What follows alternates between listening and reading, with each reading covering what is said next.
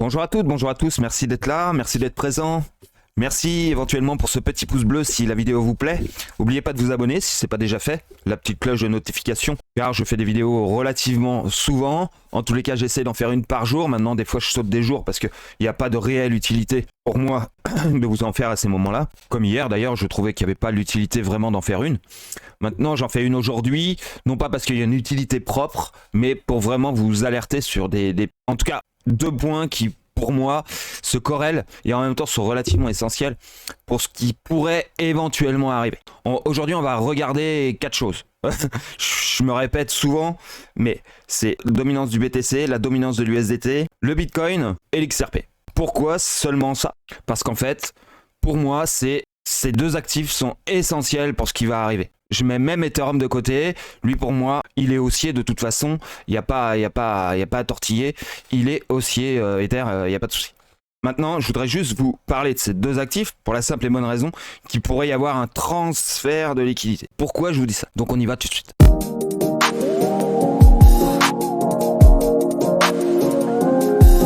Pourquoi je vous parle de ça? Tout simplement parce que pour moi, Bitcoin est arrivé à un moment où si on valide le dernier plus haut, d'accord, des 40, exactement, en tous les cas, c'est 48 500 $. Si on prend les 48 500 $, chose qui a failli être fait ces dernières heures, comme vous pouvez le constater, on ne l'a pas fait, hein, on n'est pas venu chercher le dernier niveau. Si on vient chercher ce niveau-là, pour moi, c'est une validation d'une 3 daily. D'accord, une 3 daily, ce qui nous obligerait ou à continuer une 3 dans sa lancée, pour avoir une 4 derrière en daily, et ensuite bien sûr une 5. Voilà. Est-ce que ça changerait quelque chose au scénario? Pas du tout. Pour moi, pas du tout. Donc là, actuellement, nous sommes dans une 5, 4 heures. D'accord? Pour moi, il y a une 5, 4 heures ici. J'en parle depuis un bon moment. On a eu une 1, d'accord? Une 2, une 3. Donc ça, ce n'est pas une 3. Hein. Là, pour moi, la 3, elle était là. Une 4 et une 5. D'accord? Ça, je vous en avais déjà parlé. Je vous avais même suggéré qu'on puisse s'arrêter là, qu'on puisse ranger pendant quelques temps et ensuite aller chercher le plus haut.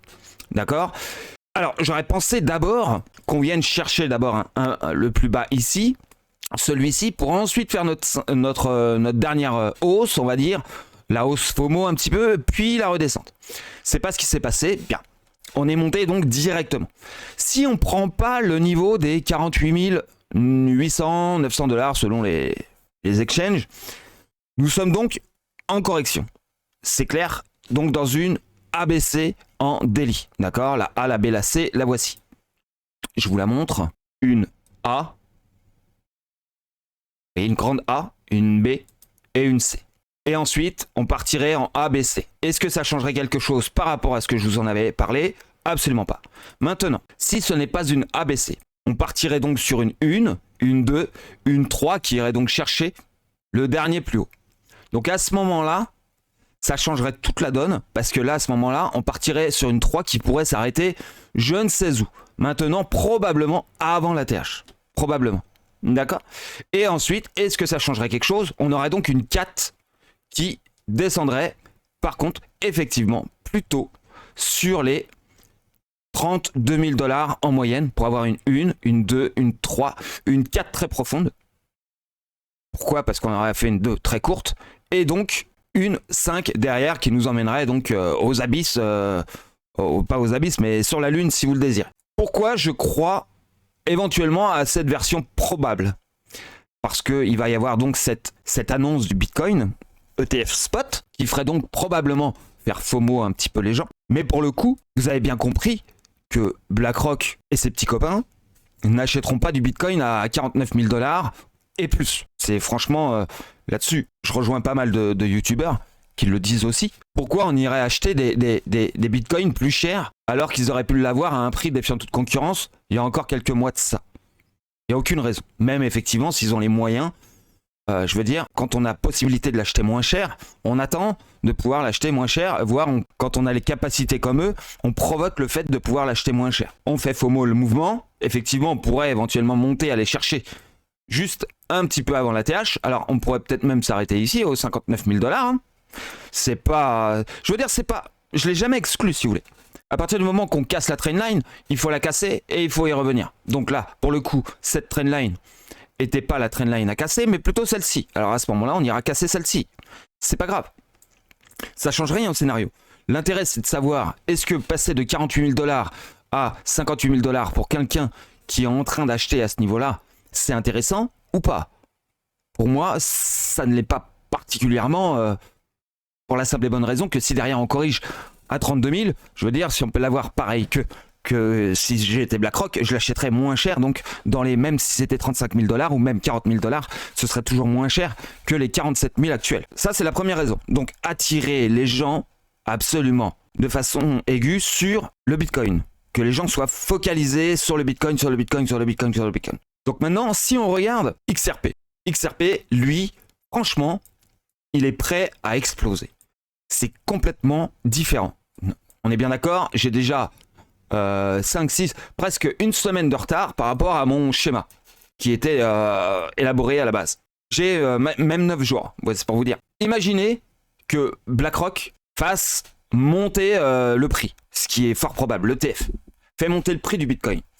Il va emmener probablement les alts avec lui. Et à un moment donné, donc il va y avoir une confusion qui va s'opérer. Et il y a de grandes chances qu'XRP profite de cette confusion pour emmener un prix relativement haut. Alors quand je dis haut, c'est 2 $, possiblement, peut-être un peu moins, et peut-être beaucoup plus. Je vous le cache pas, j'en sais rien du tout. Pour moi, les 2 $, c'est le prix. Pour moi, 2 $, il devrait y aller. Théoriquement, on doit aller à 2 $. Maintenant, on peut aller à 1,30, on peut aller à 90 centimes, 95 je dirais, mais en tout cas au-dessus de 95 centimes de dollars, au moment où effectivement l'ETF serait accepté. Mais il peut très bien monter à 2 $ et voire plus. Pourquoi je vous parle de ça? Ils font de la politique monétaire. La politique monétaire, c'est surtout pour vous attirer dans un endroit, que vous puissiez regarder à un endroit, mais pas ailleurs. C'est un peu comme ce que pourraient faire nos gouvernants actuellement, avec ce qui pourrait se passer au Moyen-Orient et tout autre sujet plutôt grave, et ils préfèrent nous parler de l'autre petit trou du cul qui vient de passer au gouvernement en tant que Premier ministre. Pour moi, il est fort probable qu'on est en train de détourner notre attention avec les ETF pour faire pumper XRP. Et pas que, forcément, il y aurait probablement XLM qui ferait partie du jeu, et pourquoi pas Chainlink. Donc ça, c'est les sujets que j'ai parlé dernièrement, et également, pourquoi pas, LTC pour le coup. Et peut-être probablement même d'autres. Mais pourquoi ça? Parce qu'en fait, les ETF cachent la possibilité aux banques d'avoir une ouverture énorme sur les CBDC. C'est-à-dire, ça donnerait une espèce de top départ au CBDC. Vous avez bien compris que pour les banques, c'est quelque chose, les ETF spot, c'est quelque chose d'historique. Eh bien, si derrière cet effet historique des ETF spot, ils ne s'arrangeraient pas pour mettre en route leurs appareils quantiques pour créer la monnaie numérique CBDC. C'est-à-dire un peu l'arbre qui cache la forêt. Je vous fais juste cette vidéo pour vous faire réfléchir à ça. Pour moi, Bitcoin, les 55 000 $, 60 000 grand maximum, ça va être le grand maximum sur cet effet d'annonce. D'accord? N'espérez pas un ATH sur ce qui va arriver là. C'est mort. Vous aurez une grosse correction derrière. Plus on va monter à la verticale et plus on va redescendre à la verticale. C'est aussi simple que ça. Donc celui qui achète du Bitcoin à 46 000 $, franchement, en tous les cas, au jour d'aujourd'hui, c'est pas un malin.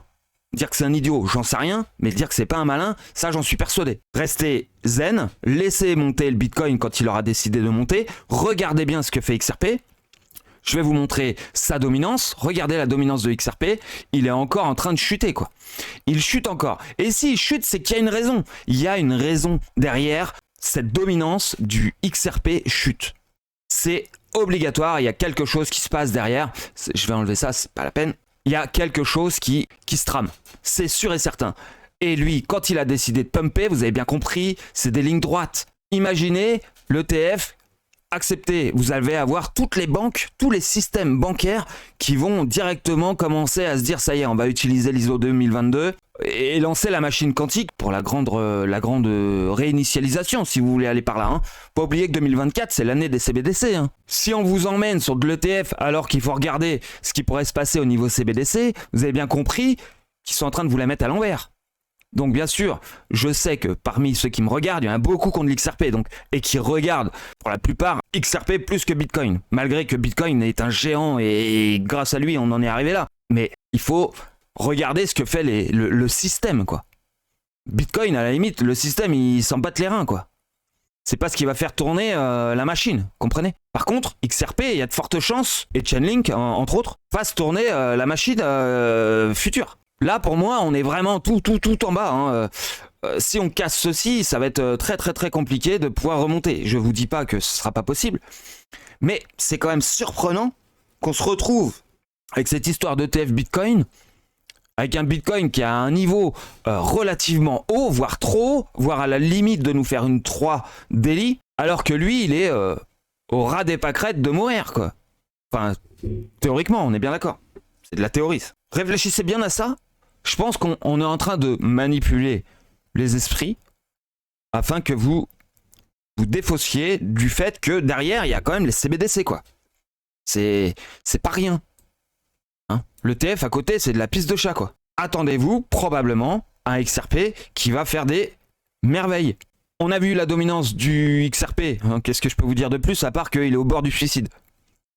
Ensuite, on a XRP BTC. Regardez. Regardez-moi ça. On a fait encore un plus bas. Hein, on est en train de prendre tous les pigeons qui sont là-dedans. Donc, je vais vous dire, quand il va partir, mais vous pourrez acheter du XRP quand, à votre avis? Quand? Je ne sais pas. Alors que le Bitcoin, il y a de grandes chances que vous l'ayez à ce prix-là, mais alors tranquille quoi, encore dans quelques temps. Mais XRP, il y a très peu de chance, hein. Très peu de chance. Hein. Je reviens sur le XRP. Sur cette charte, on a rebondi sur une trendline qui est donc celle-ci, je vous l'avais déjà montré, mais également sur celle-ci qui est en train de partir du haut vers, enfin la descente, d'accord, de 2020 là. Et ensuite, on remonte, là on est en appui. Mais on a également donc la jaune, que vous connaissez bien, qui date de 2017. D'accord? Ok, donc c'est pour vous dire, comme quoi, ici nous sommes sur un point charnière de chez charnière. Je vais pas me répéter 500 millions de fois. Je sais que vous êtes dans cet effet de boule au niveau XRP, mais je préviens ceux qui ne me connaissent pas encore. C'est quand même assez hallucinant de voir ça, quoi. Profitez-en bien. Maintenant, on va aller voir la dominance du Bitcoin. Voilà, donc la dominance du Bitcoin, il nous fait encore le foufou, hein, on est bien d'accord, on avait dit c'était fort probable qu'on aille peut-être même chercher les 57,5, hein, qui avalent pas mal de liquidité, mais il faut bien comprendre une chose, c'est que là il est en train d'absorber la liquidité, essentiellement des coins qui sont pas du tout intéressants. Pas du tout. Hein. Là en l'occurrence XRP il se fait chatouiller l'oignon quoi. Mais par contre il y a beaucoup de dominances qui sont en train de se prendre une dérouillée. Hein. Vous savez celle qui était à 0,0003 là. Bah maintenant ils sont à 0,00002 hein. Et puis plus ça va aller et bah voilà hein, ces coins ils vont non pas forcément mourir mais ils vont prendre cher quoi hein. Et ils sont d'ailleurs en train de prendre cher. Là ce qui est important de savoir c'est qu'on est toujours dans la zone des 50, qu'on peut aller visiter la zone de short et dites-vous bien si on est dans la zone de short c'est boum. D'accord? Donc on s'extrait comme je vous avais dit la dernière fois, on s'extrait vers le haut, on va chercher pourquoi pas les 57,4 avec cette furie de TF, et derrière, on redescend. Et qui c'est qui va absorber cette liquidité? C'est probablement XRP, XLM, Chainlink, probablement ADA Cardano d'ailleurs, possiblement d'ailleurs LTC, Bitcoin Cash, tous ceux que vous regardiez il y a 15 jours et que vous regardez plus aujourd'hui parce qu'il y a monsieur ETF quoi. La liquidité c'est comme tout, hein. Ça ne disparaît pas, ça se transforme. Donc ils vont pas forcément aller en USDT, ils vont aller dans des actifs qui vont monter bien plus que le Bitcoin et derrière ils vont corriger le Bitcoin pendant que d'autres vont être encore en train de continuer de monter jusqu'à un point clé où le Bitcoin lui va corriger et à ce moment là toutes les cryptos corrigeront. À la limite on va regarder ce que ça donne sur la ligne orange quand on y sera, mais je pense qu'on va la casser hein. On va aller chercher le pullback au 57,47. Le pullback je vous le remontre, c'est celui-ci. Là on est entre les deux, il y a de fortes chances qu'on aille le chercher comme je vous avais dit et que derrière on se fasse corriger bien comme il faut. En quelque sorte, ceci. On sort de la trendline, tac, on casse, on redescend. Et après, probablement qu'on pourrait remonter. Ça on verra, c'est pas demain la veille. Dominance du Bitcoin, pour moi, il est... voilà, ça veut pas dire que les cryptos vont pas souffrir, mais les majeurs, ils souffriront beaucoup moins que les petites cryptos avec des petites caps très faibles en fait. Hein. L'USDT, regardez. Regardez où on est. On est revenu, hein. On est revenu où on était. C'est-à-dire que là, on va réattaquer de nouveau la zone qu'on doit venir attaquer. Donc vous avez bien compris le schéma en fait. XRP, il est au ras de la mort. On a l'USDT qui est au ras de la mort. Et bizarrement, on a BTC qui run. Alors que l'ETF, il arrive seulement que demain. Donc moi, je serais plus à dire buy the rumor, sell the news. Là, hein. Là c'est clair et net. Hein. Vous faites ce que vous voulez, hein. Achetez du Bitcoin si vous le désirez. Moi, j'achète du XRP. Hein. Pour être honnête, j'ai même vendu du Bitcoin. Hein. Je vous le cache pas. J'ai vendu du BTC. Et là, pour le coup, j'ai racheté du XRP. Parce que franchement, quand je vois le XRP avec une dominance aussi catastrophique et un XRP BTC aussi catastrophique, je me dis c'est qu'il y a un loup derrière. Il y a un loup. Il y a quelque chose. Je vous le redis pas parce que j'imagine que vous l'avez lu. Mais c'est quand même 5 millions de portefeuilles XRP, quoi. Je veux dire, c'est pas de la gnognotte. Bon, je vous laisse sur ces paroles. Je vous dis à très vite. On s'accroche.